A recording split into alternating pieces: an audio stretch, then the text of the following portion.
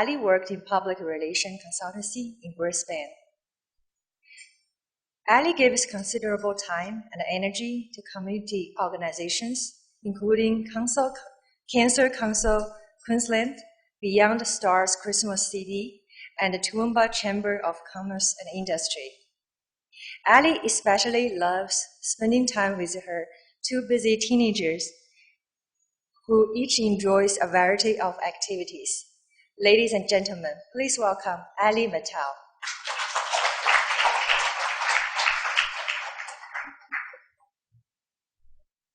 Thank you, Hazel.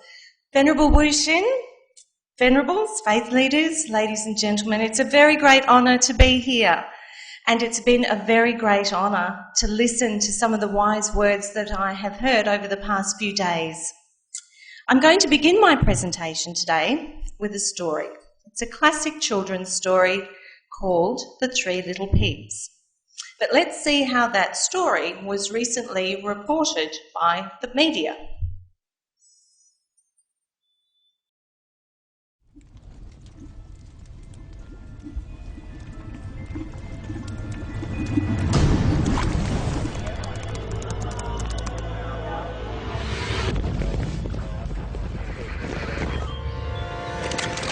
Little pig, let us in!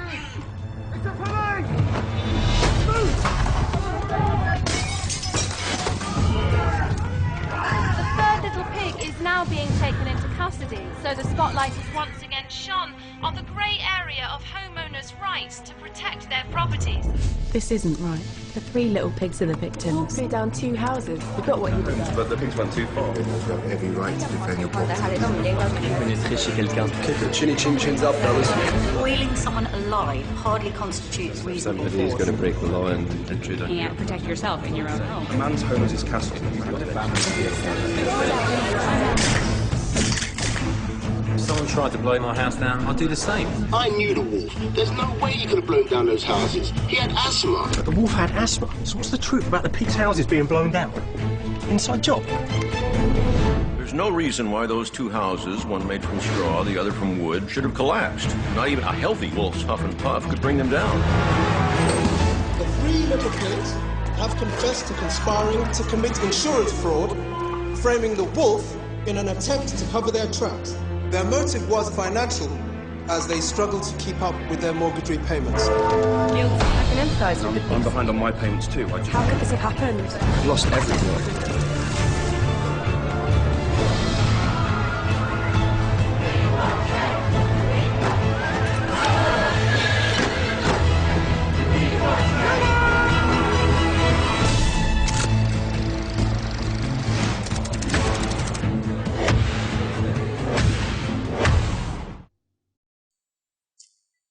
I have to just make very clear I don't work for The Guardian, or I work for the Toowoomba Chronicle, which is very, very different. But I think what that DVD, that little video shows is the change of media. It shows all the different platforms that people use to communicate, and it shows how fast it is. So these days, the digital revolution, we have a very fast media. It's easy to use. Anyone can use it. You don't have to be a journalist, as you saw there. People upload their information. People post their YouTube videos. Okay, it's interactive. And I think that's the big difference in media today. It's interactive. I can't repeat that enough. You are all part of the media. We all have a voice. So here we are with this incredible digital media revolution. It's everything we ever wanted from our media. On the one hand, we want world peace and tolerance. On the other hand, we have this fantastic digital media. What's going on? Why isn't this all just falling into place for us? I guess it's because, I need to change slides. The tools that we have for communicating are just that, aren't they? They are just tools, and any tool is only as good as the people who use them. Now, today where does peace begin? It begins within each of us, and I can't say it any better than Mother Teresa. We now, with digital media, have the opportunity to be those little ripples. Okay, my overview, here we go. What I'm going to talk about today is where peace begins in the individual, how we mobilise our communities and what that really means, the digital revolution as it applies to the Chronicle, which is a small paper, relatively, in Toowoomba, social media and how we can use that for a positive change in the world, the wisdom of the elders, teaching of morals and ethics. We've heard a bit about that, but I'll touch on it very briefly. Strengthening trust is the other part of my topic, and I think the best way to talk about that in media is to think about the blogosphere. And then I'm going to give you some homework, because I'm just that sort of person. I was a teacher, so I have to do that, don't I? Okay, what do we mean about mobilising the community? I guess if I could really simplify it, I'm talking about grassroots communications. So that an idea or an activity is born by the community, it's owned by the community takes responsibility for it, and then it reaps the rewards. So when we're talking about peace and harmony, and we're talking about religious tolerance and media, it all begins with us and how we then expand that through our own circle of influence, through our own ripples to our own communities. Up until recently, we didn't have such great channels of communication. It was kind of word of mouth and just newspapers and signs and things. Well, today we have so much more. Now I'm going to talk a little bit about the Chronicle. That's the paper that I work for, and I'm the social writer there, so I only write good news stories. I'm very lucky. The Chronicle's been around for more than 120 years. It's in the hearts of the communities. It's taken the community through 2 world wars, through kings and queens and good times and bad times. Before the Chronicle did embark on its digital... Oh, sorry, did that go... you can put that on. That's the website. I'm going to show you the website. Before the Chronicle embarked on its digital journey, it did a considerable amount of research to see what the community really wants from its local paper. And in doing that, we had to find out how people get their news. Well, they don't actually get their news from newspapers anymore. These are dying. Poor old darlings. They've seen better days, so they're on their way out. Everyone gets their news online. That's just how it's going. We also had to find out what people wanted to read about. And you know what we found? People want good news. They actually don't want the bad news. So circulation was going down because people didn't want to read about bad news. So now we have a lot of good news in our paper. Our front page will always have a good news story. If there has been, for instance, we did have recently in Toowoomba a lot of car crashes. We had 4 in a month. And in Toowoomba, a town like Toowoomba, with only 100,000 people, 4 people died in a car crash in a month. The thing was, they were the same kind of car crash. The cars went head-on with a truck because we think people were using their mobile phones while they were driving. So that was a bad news story, and we did put that on the front, but we usually try and put a good news story up there as well. The other thing we wanted to find out was who actually buys the paper. Now, I guess traditionally you might think it's a businessman. It's not. It's ladies. Ladies buy our paper. So would we target businessmen? No. We target ladies with our paper. What do the ladies buy the paper for? People from Toowoomba, please block your ears. I'm giving away all the secrets. They buy the Chronicle for the daily recipe. They really do. And but it was important to know all these things. So the company that owns the Chronicle is a very big company, and they own a lot of Australia's provincial newspapers. It's called APN, Australian Provincial Newspapers, and they are very involved in communities. They understand communities at that level, which is fantastic. And if we have a little look at the website, I don't know whether the magical pointer, you could go on to things to do. Now, the Pure Land College always puts their things to do up there for us. This is interactive. This is not just the Chronicle telling everyone what the news is. We want the community to tell us what the news is. So we've got all sorts of activities in things to do. If you go back to, I think it's under lifestyle, and there should be your story. if you can get onto the Your Story, we encourage people to tell us their stories. And they come in from faith leaders who want to tell us a story. And that's great. This is a great place to put that. They come in from truck drivers that want to tell us about what it's like driving a truck all over the country. They come in from all sorts of people, from musicians that want to tell us about a concert. So media is interactive. I think that's the very, very important thing to remember, that you are all part of it.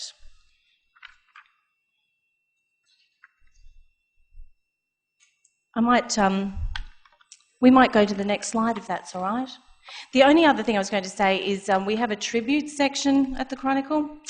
And under tributes, the funeral notices, when someone has passed away, the funeral notices go straight to the website, and there's an opportunity for the community to write their notes and wishes to the family. That's amazing technology. And then at the end of the, when that sort of time is over, the Chronicle prints those up and gives them to the family.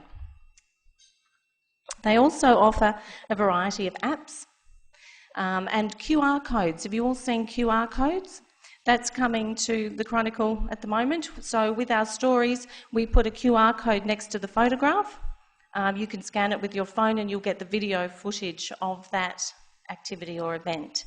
So the gathering of news has changed, the distribution of news has changed, and how we get our news has changed. But they all provide us with opportunities. Now, I'd like to just look at the next one. Who is on Facebook? Or maybe I should ask who's not on Facebook. No one? Yes. Oh, you're on Facebook. Anyone else on Facebook? Oh, come on, guys. Really? What about any of the others? Have you seen YouTube and Flickr? My kids like Instagram. I don't know. I was taking a lot of photos and things. I've tried Pinterest. It's odd. It takes too much time. Really, social media is a great opportunity for us all. Yes, there is negativity in the world and there is negativity here, but there is also great opportunity to be positive. And I always say to my mother, and my mother was saying, oh, I couldn't be bothered with that, and she's 82, and I've encouraged her to get on to Facebook, and she quite likes it now. She's keeping in touch with all sorts of people, and I've said, you know, you've got to send out good messages. Oops, just dropped something. Sorry. That's not actually my mum, but it does look a bit like her. But I think it's very important that we have some older, wiser people, the older generations, on Facebook, because there are so many good messages to send out and there's a big gap. If you're not there, then you leave it to other people. So people in this room, you could all be on Facebook giving wise messages. I think that would be great. I want to introduce you to a page I found, although I was talking to one of the venerables from Taiwan just recently, and he assures me that the Buddhists are amongst the most highly connected in terms of new media, and I think that's fantastic. I particularly like this. It's called Buddhist Boot Camp, and I think that sort of sounds funny, but he is a young man from Hawaii, and he sends positive messages, and I like his messages. Every day I open up Facebook, I get a positive message from Timber Hawkeye, and Timber Hawkeye in Hawaii goes around and gives talks, and he had some very good advice. You've all seen the hear no evil, see no evil, speak no evil. Well, we have to add post no evil. I like that. He also has this idea. He put this up on Facebook as a suggestion, and I quite liked it, so I did this at home. It's a gratitude wall, and he did this at a conference or something, and I put one up at home, and the Chronicle is going to put one up on their website so that people can write in all the things they're grateful for. You see, people do want to have positive stories in their lives. I love this one. This is very recent. It's from Israel. We're talking grassroots communications and social media. Some Israeli men got together with some Iranian men, and they decided they really didn't want a war, and through Facebook they started something called the Peace Factory, and the Peace Factory has a Facebook page where Iranians and Israelis are slowly getting the message of love and peace to the communities. The communities don't want to fight, they all want to get along with each other, and they're using social media for that, which I think is extraordinary. This is very new, this is only this month, so I don't know how it's gone. I guess it's a bit of a risk that they've taken, but how's that? You can selling peace as a product. I thought that was quite cute. A jar of peace, we could do with that.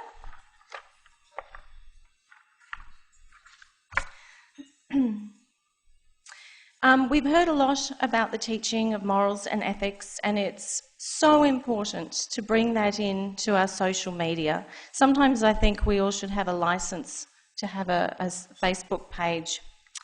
We're at the moment in the throes of a digital revolution. It's huge. We don't know when it's going to be done, and we're in a state of constant change with our media. What gets us through times of constant change? I guess it's going back to our values and beliefs, holding on to our integrity and being mindful in our communications. I've heard that at some schools in Australia, they're starting to have police, not really school police, but marshals that supervise Facebook, because 90% of the problems in the schoolyard are from Facebook. So you see, they need some guidance, those young ones. The next part of my presentation is about strengthening trust. Now, when we're talking media, strengthening trust, who do we trust in the media? We've always had TV presenters or columnists that we trusted. These days we have bloggers. Who here is a blogger? Oh, I'm going to have to give you a lot of homework before you go, because blogging is, it's fantastic actually. There are so many blogs in the world and so many people interacting with bloggers. We need to know who you are, and maybe we could share a list of your bloggers, because it's so important to share your wisdom. We need to know who you are, what your opinions are in a blog. Bloggers are influential. They're making a difference. They're real people and they share their stories, and you can interact with them. I think that's the important thing. They're like modern day journalists. Everyone is a writer, everyone is a journalist really.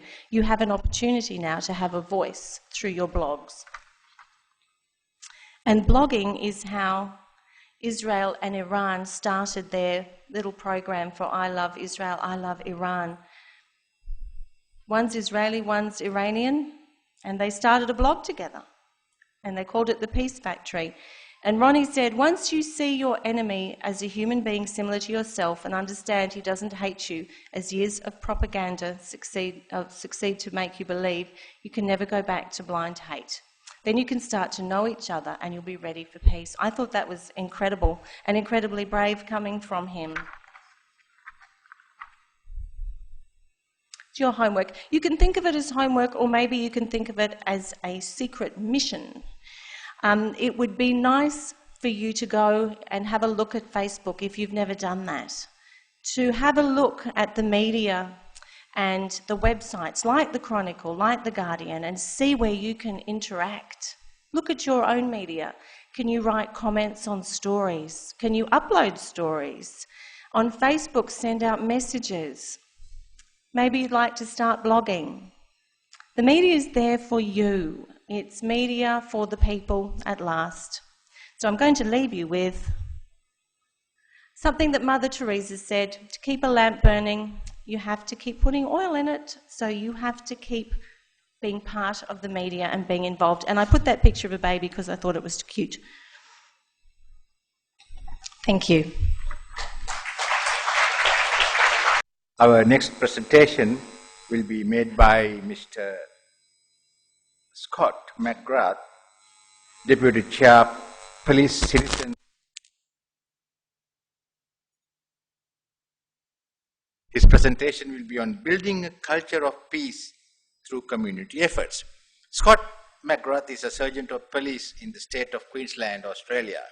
Sergeant Scott is a member of the Toowoomba Goodwill Committee, and he has been a police officer for more than 20 years and is currently the officer in charge of the Toowoomba District Crime Prevention Unit. Sergeant Scott's work involves preventing and reducing crime in his local community. To achieve this goal, Sergeant Scott works closely with many government and non-governmental groups. As a police officer and crime prevention officer, Sergeant Scott deals with conflict resolution, problem solving, and education.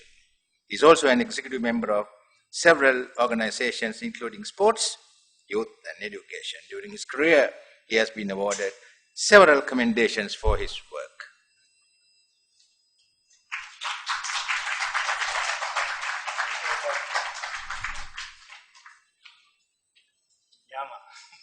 Yama is an Aboriginal word for hello as well.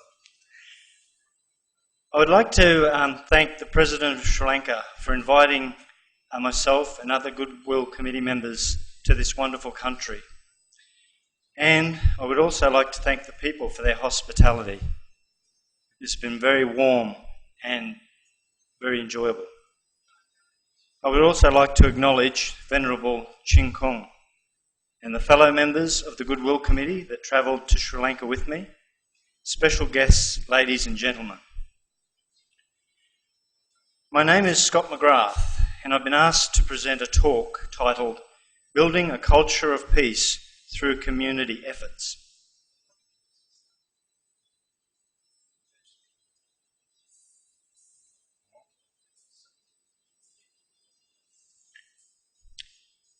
Okay, so Scott McGrath. I'm attending the conference representing the Police Citizens Youth Club of Toowoomba. I'm the Deputy Chair of that organisation. My involvement in the Police Youth Club is only one of the many community roles I perform. In my community, I am also a father of 4 children, a husband, a soccer coach, a police officer, and as indicated, I'm a member of several government and non-government committees in my local community.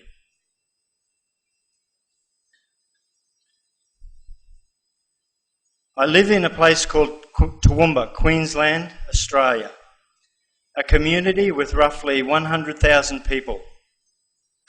Toowoomba is a rural inland city and it's located on top of a range called the Great Dividing Range, and it's approximately, give or take, 100 kilometres west of Brisbane. The people of Toowoomba come from many different cultures and religious backgrounds.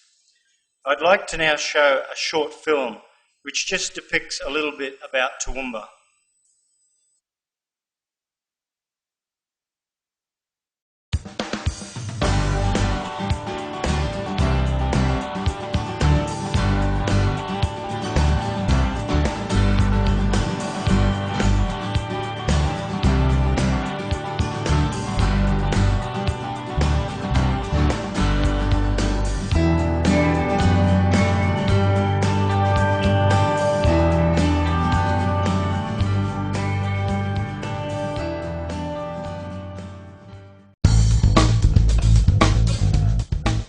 Toowoomba and Darling Downs, a region of lifestyle and opportunity. A vibrant and progressive region boasting prosperity, a strong economy and quality facilities. With a rich tapestry of heritage, arts, educational and cultural diversity, as well as world-class parks, attractions and events, Toowoomba and Darling Downs is the perfect destination to work, rest and play. Toowoomba is Australia's largest regional inland city, just 90 minutes west of Brisbane and 700 metres above sea level atop the Great Dividing Range. With a population of over 150,000 people, Toowoomba is the gateway to both the productive agricultural heart of the Darling Downs as well as the resource-rich Surat Basin Energy Precinct. The region features quality health facilities, boasting the highest standards in private and public hospitals, commercial and community health centres, and an excellent doctor-to-patient ratio. With outstanding educational facilities, including the award-winning University of Southern Queensland, the Southern Queensland Institute of TAFE, as well as a wealth of excellent private and public schools, our community affords a strong educational foundation for lifelong learning and development. manufacturing, retail, defence, government administration and mining all comprise the region's diverse economic platform.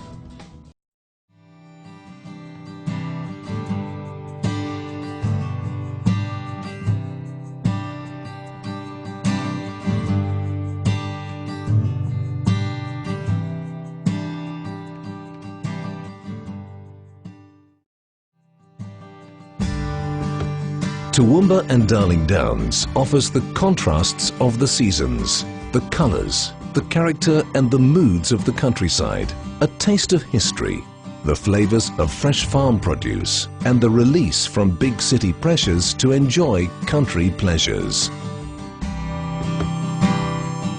There is plenty for the nature enthusiast. Explore abundant parks and majestic bushwalking trails that offer stunning views of the Lockyer Valley. Or take a stroll through the world-famous Japanese gardens and the State Rose Garden. Truly nature at its best.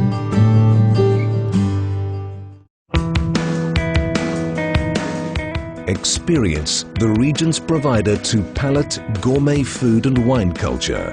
From the finest five-star culinary delights to a hearty traditional pub meal, the region offers infinite possibilities to tickle your taste buds. Toowoomba and Darling Downs also offers a diverse range of employment opportunities and boasts a wide variety of housing options, from prestige inner-city living to affordable acreage properties, all within an easy drive of a major regional city. The region exudes the best of both worlds, a lifestyle in harmony with nature and cultural diversity, coupled with an ever-growing metropolitan standard of services and facilities.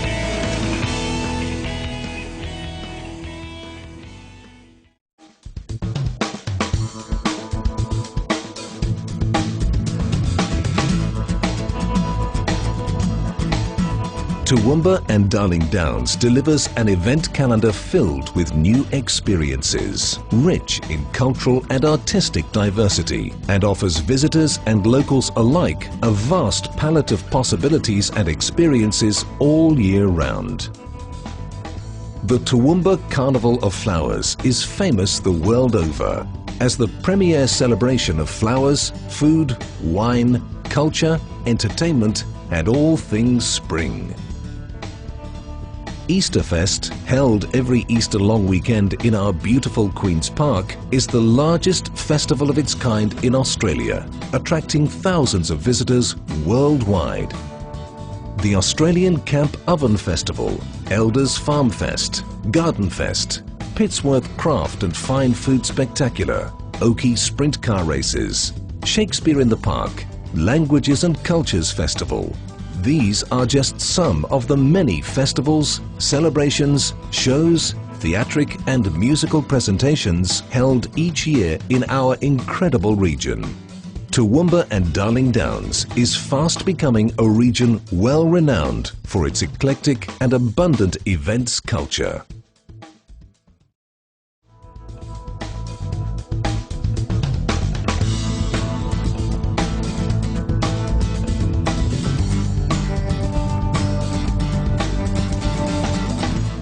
Toowoomba and Darling Downs features a broad range of industries and businesses, ensuring the region's economic stability with a strong annual population growth and an unemployment rate lower than both the state and national average.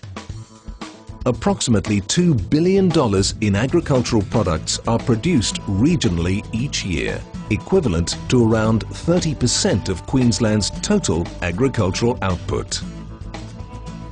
Our rich, fertile soils and idyllic climate are the perfect balance for a diverse range of agricultural enterprises, including beef, wool, grain, cotton, horticulture, cropping and viticulture. And because of this solid backbone, a strong food manufacturing and processing sector has emerged as a significant generator of local employment. Meat products, nuts, wheat, grain, olives, grapes, vegetables, fruit, wine and ice cream production industries have all flourished in the region, and that's just for starters. The rapidly expanding energy sector in the Surat Basin is building and strengthening our economic profile, with its rich natural assets driving new investment in coal, power generation, transport, telecommunications and infrastructure. Couple this with our already established transportation hub, our research facilities and resource development, and you've got a vibrant region that's dynamic yet functional and accessible.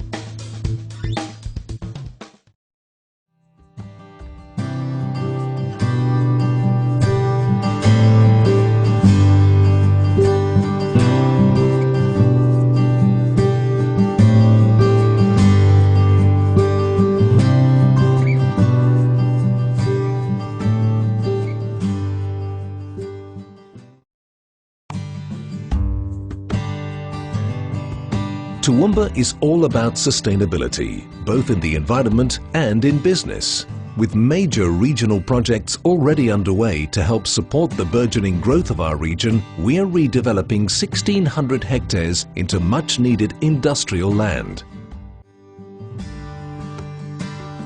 Local and state governments have joined forces to overcome water issues with the construction of a 38-kilometre pipeline from Wivenhoe to Cressbrook Dam, capable of delivering 14,002,000 megalitres per year. And business investment continues to flow into the Surat Basin Energy Precinct, which is predicted to become Australia's largest energy province by 2011. The region is indeed flourishing, with bright prospects for cultural and economic growth.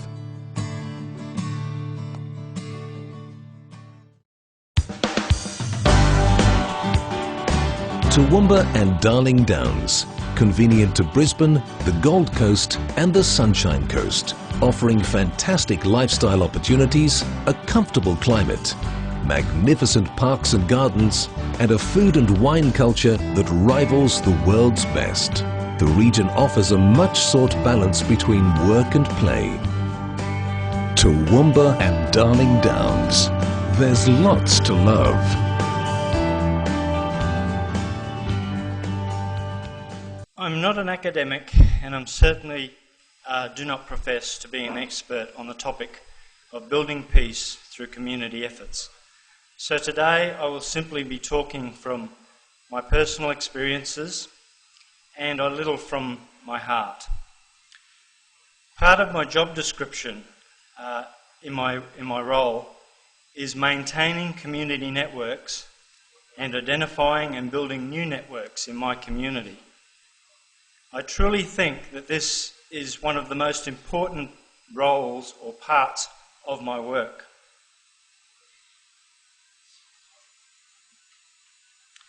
There is a saying, sometimes it's not what you know, it's who you know. To me, this is a definition of networking or connecting. Networking with various government and non-government organisations allows me to see the broad range of social programs that operate within Toowoomba.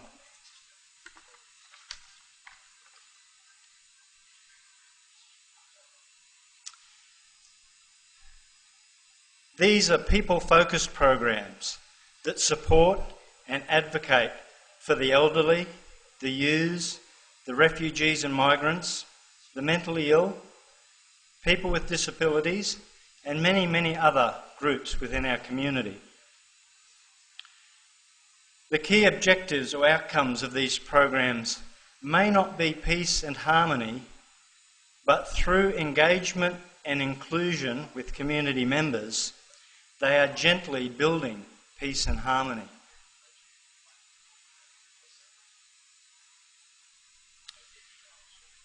We can think about peace and talk about peace, but we need programs or activities that build and promote peace.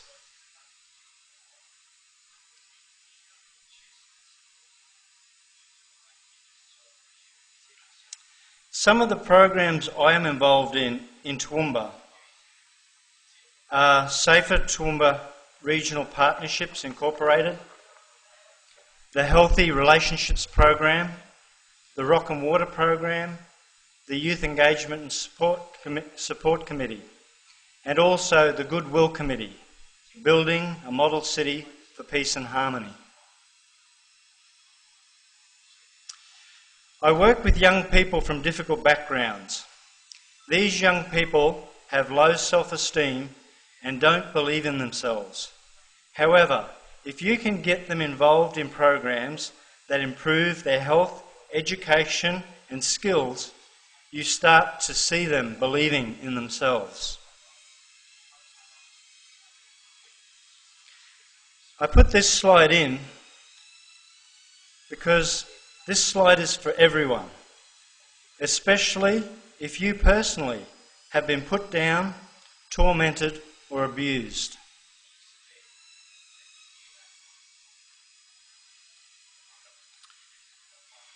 One of the hardest things to do with the young people that I work with is starting a relationship. These young people have learnt to be cautious and they're quite sceptical about relationships. We try to lure these young people in to work with us.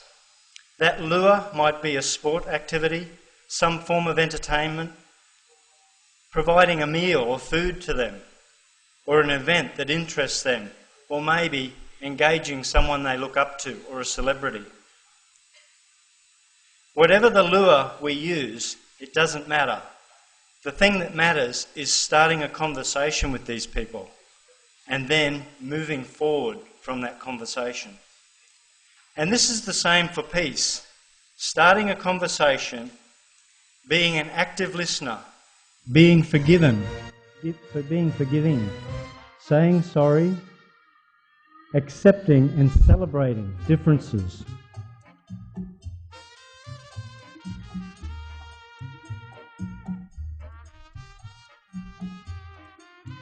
There is only one way I know that I can definitely contribute to building a culture of peace. And that way is personally being the best person I can be.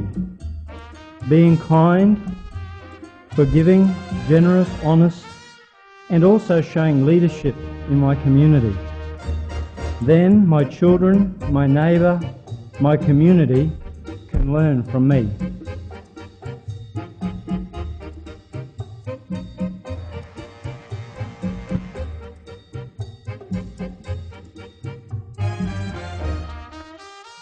At the beginning of my talk, I said, one of the most important things I do is build networks and engage in networks. Doing this can open doors, and it can do that for all of us. And hopefully it will open minds and also open hearts. To finish my presentation, I want to show you some photographs also from Toowoomba.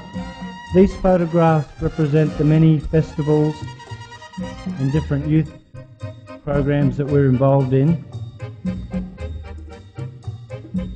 and various things that help build a culture of peace and harmony in my community.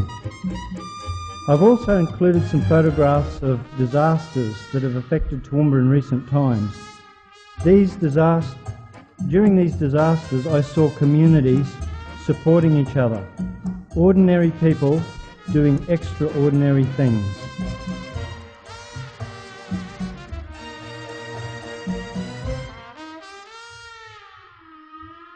So these are the floods of Toowoomba in 2011.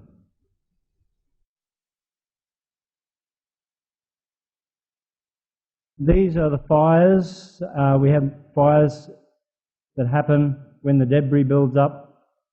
These ones were happening just before we left these fires.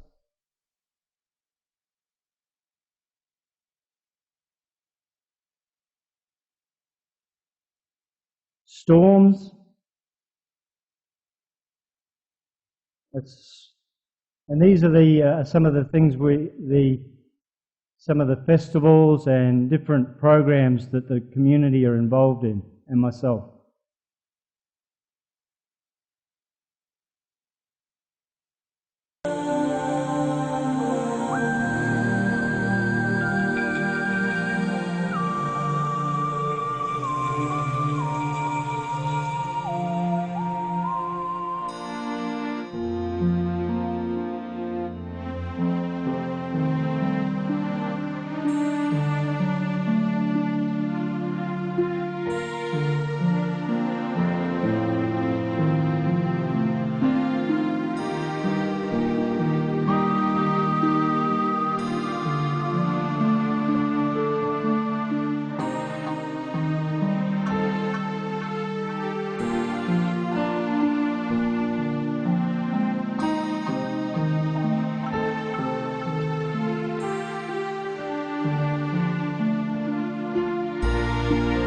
I would like to acknowledge all people who have a vision and a passion, wherever they be in the world, that have that passion to build peace and harmony, whether that be in a home, a community, a nation, or internationally, and I encourage them to keep up their fight. May peace be with you and your families. Sawiti. Thank you. Thank you very much, sir.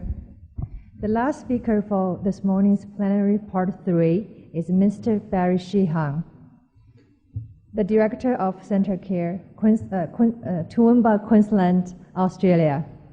The topic of his speech is Resolving Conflicts Through Dialogue. Mr. Barry Sheehan graduated from honors in psychology. In light of his professional qualifications, he is much sought after by many organizations. A quick reflection of some of the organizations are Queensland Responsible Gambling Advisory Committee, Queensland Gaming Commission, which provides recommendations to Deputy Premier Expert Advisory Committee.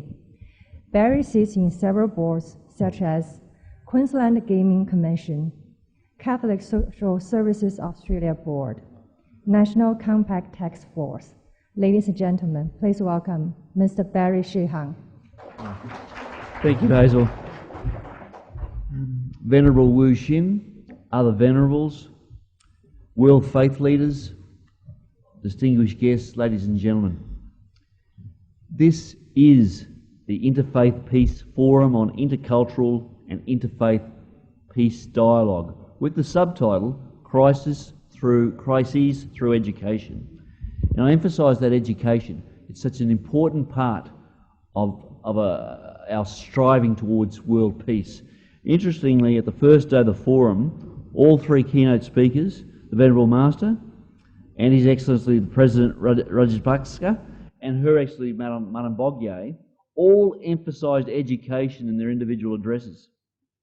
And here we are on on day 3 in Colombo, one of the great cities of the world in this beautiful country of Sri Lanka. And as I prepared this presentation on this very important topic, resolving conflicts through dialogues, I pondered 2 questions. How do I do justice in a short time to such an important topic? And secondly, what can I possibly offer to this learned group? Well, ladies and gentlemen, I decided it was not my role to respond to those questions. That is your role. However, I do have a role as an ambassador of peace. Like each of us in this room, we're all ambassadors of peace. And part of that role, we have a responsibility to affirm the value of all, gain trust from all, and ensure that all are being treated fairly. And each of us has to do our bit. If we do that, if each of us does that little bit, we will have demonstrated a dialogical, relational approach. In so doing, we'll have resolved and or prevented conflicts.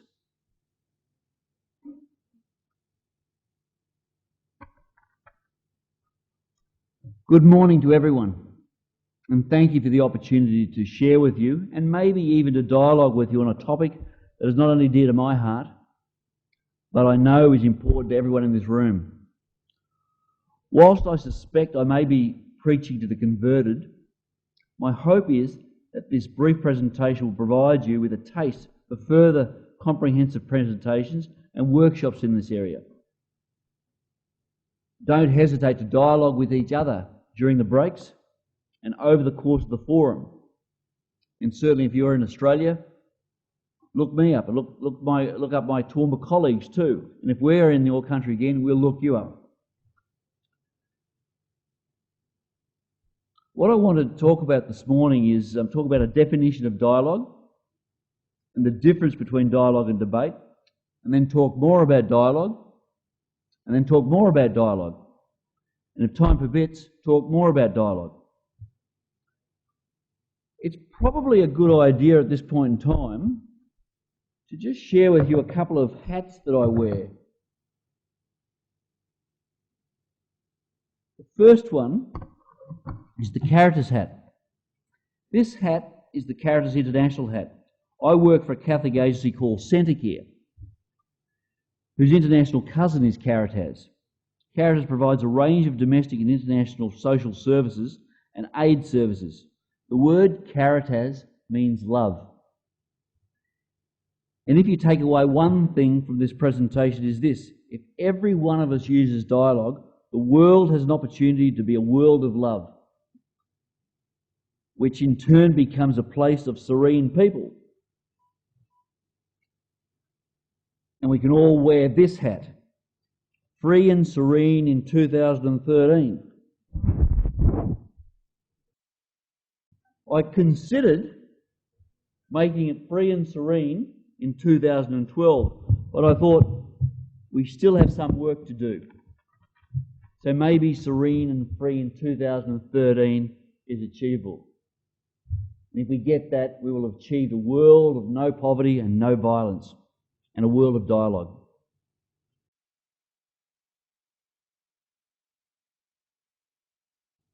Ladies and gentlemen, it's not rocket science.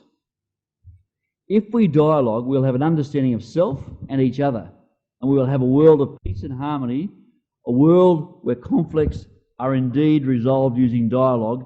In fact, a world where dialogue is used as preventative and early intervention tool.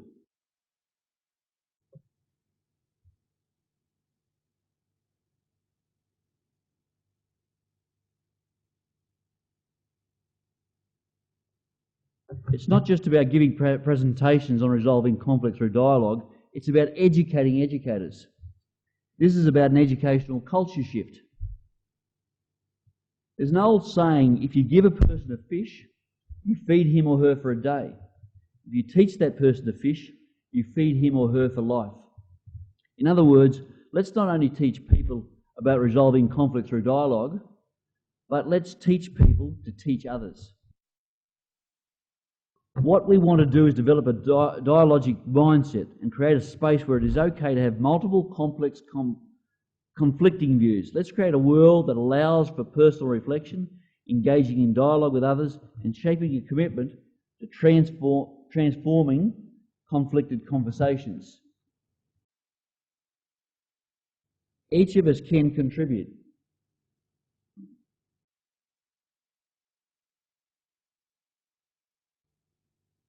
And each of us can contribute in a very small part, but when we dialogue, we become synergistic. And we create a synergistic solution. When you put all these pieces together, we can come up with some powerfully viable solutions. Now let's have a look at the roots of the word dialogue, debate and discussion. I'm having a bit of trouble with this. Seems to be a bit of a delay. Okay. The definitions. The word dialogue has its roots from the Greek word dialogus. Di meaning through or with each other. Logos meaning the word or meaning. So in essence, dialogue means flowing through. Now if we look at dialogue and compare that with the word debate, debate has its roots from the Latin de plus baster, debasta, which actually means to beat down. And it's interesting that we teach debating in schools, but we don't teach dialogue. So we teach debating, which means to beat down, but we don't teach dialogue. So when each of us goes back to our work lives and our home lives, think about it. Do I want to smash together or beat down, or would I prefer to simply flow through? Each of us has a choice, debate or dialogue. We teach discussion and debate in our schools, but we don't teach that dialogue. Okay, let's look at some more differences between dialogue and debate. In dialogue, one submits one's best thinking, knowing that others' reflections will help improve it rather than destroy it.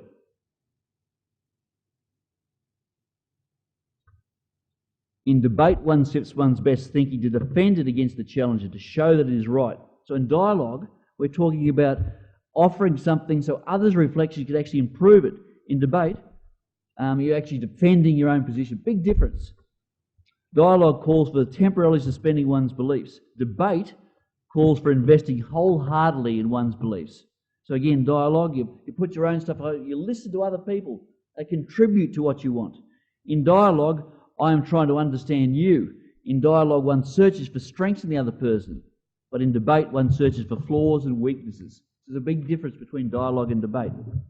Dialogue involves a real concern for the other and seeks not to alienate. Debate involves a countering on the other position without focusing on feelings or relationships, and often belittles or depreciates the other person. Dialogue, though, assumes that many people have pieces of the answer and that altogether we can put them together into a workable solution. Debate assumes that there is a right answer and that someone has it. For me, it's a no-brainer. Dialogue is what we should be doing, not debating. In dialogue, one listens to the other side in order to understand the meaning and find agreement, whereas in debate, one listens to the other side in order to find flaws and weaknesses. Dialogue enlarges and changes the participant's point of view. Debate affirms a participant's own point of view. Dialogue reveals assumptions for re-evaluation, whereas debate defends assumptions as truth. Debate causes critique of the other's position. Debate also opens the possibility, dialogue opens the possibility of reaching a better solution than any of the original solutions. Debate defends one's own position as the best solution and excludes other solutions. Dialogue, though, creates an open-minded attitude, openness to being wrong and openness to being changed. Some definitions of dialogue include an exchange of ideas or opinions on a particular issue, especially a political or religious issue, with a view to reaching an amicable agreement or settlement. Or dialogue is a speech between two or more people. Or it's truly listening to people truly speaking. Truly listening to truly speaking.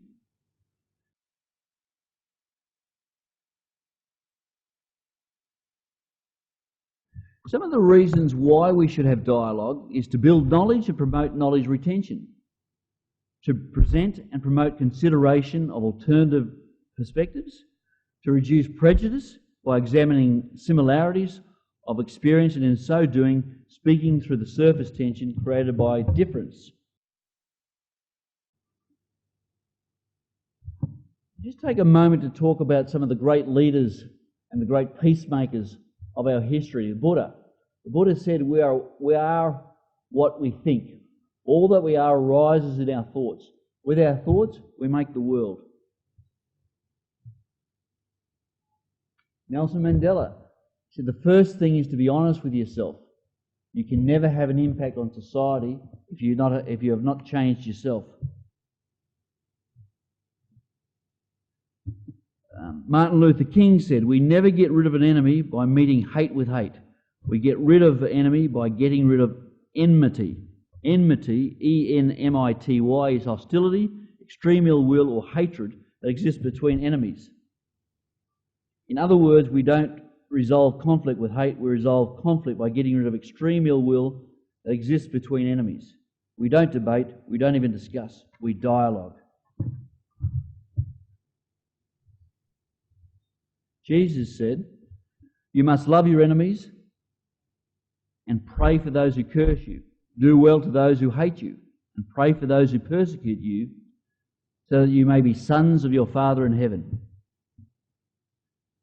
So you see, Jesus and the other leaders understood dialogue. Their focus was not just about dialogue with those that you love, but dialogue with those that you had differences with. They were all ambassadors for peace. But you know what? All of us can be ambassadors for peace. In fact, it is a responsibility for us to be ambassadors of peace.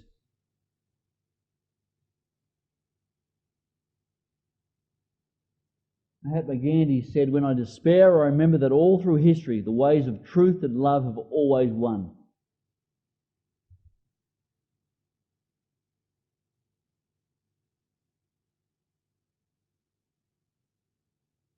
It's very important to realise that dialogue and conflict resolution does begin with the self. It begins with us. We all have a responsibility.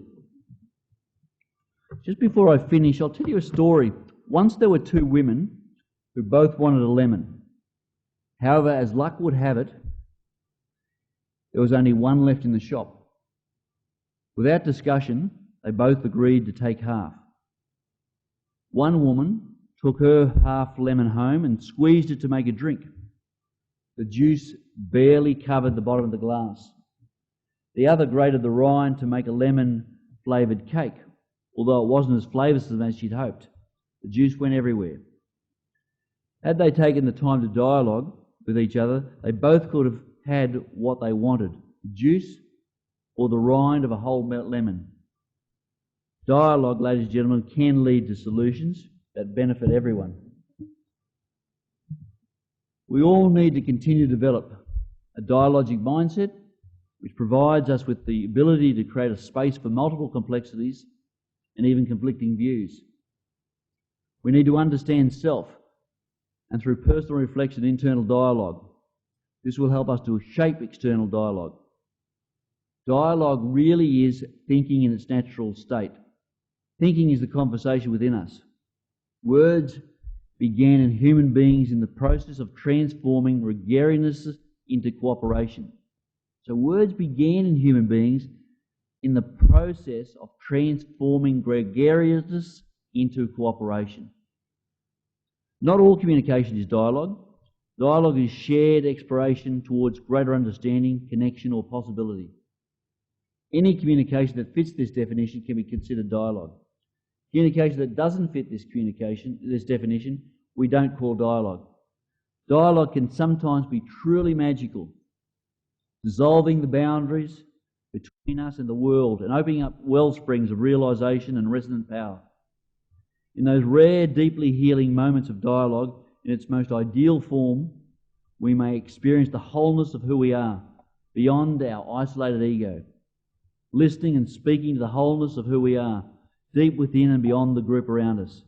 At those times, it is almost as if wholeness is speaking and listening to itself through us, individually and collectively. Words become unnecessary. Knowing is instantaneous, and meaning flows like a great river within and among us. These are moments of grace, whose frequency increases as we practice listening more deeply and exploring more openly with each other. Here is, I might just finish off. This is a song by Louis Armstrong, most of you know it. And I think this is where we sort of, where we might sort of strive to get to this world. We have a world of peace and harmony and love. Hazel, I'm happy for you to sort of take over and just let the song play out if you like. What a wonderful world. I'm happy to sort of let the song play and you finish it. I see skies of blue and clouds of white, the bright blessed day, the dark sacred night, and I think to myself, what a wonderful world.